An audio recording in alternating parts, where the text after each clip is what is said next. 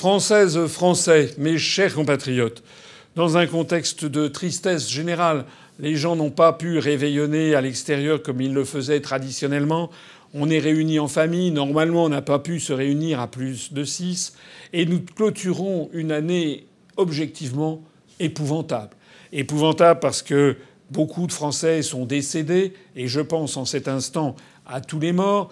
Je pense personnellement aux morts qui ont frappé ma propre famille, aux morts qui ont frappé aussi certains responsables du journalisme. Je pense à Coralie Delhomme, certains membres de l'UPR. Je pense à Gaëtan Ségalin, notre excellent délégué départemental du Finistère. Je pense à toutes ces personnes décédées, soit de la Covid-19, soit malheureusement de maladies bien plus communes et connues, comme le cancer ou comme les maladies cardiovasculaires.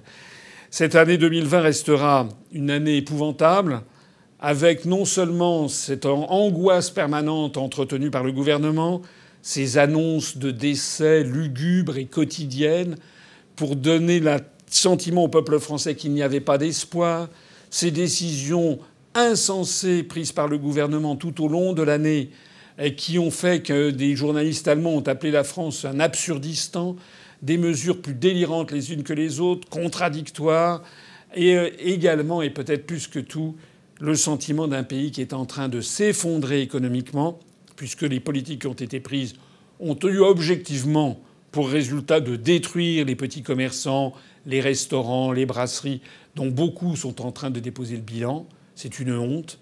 Mais aussi la destruction de nos libertés publiques. J'espère que 2021 sera meilleur que 2020. Je l'espère de tout mon cœur. Et c'est les vœux que je vous adresse, que j'adresse à la population française.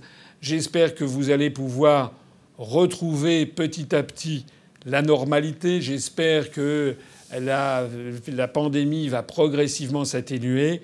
J'espère surtout que les Français vont se réveiller, se mobiliser, parce qu'il nous faut absolument collectivement, mais c'est très très important, il faut absolument préparer collectivement le changement de dirigeant de la France.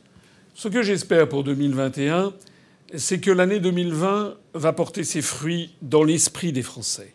Au cours de cette année 2020, beaucoup de Français ont découvert des choses qui étaient tout à fait nouvelles pour eux.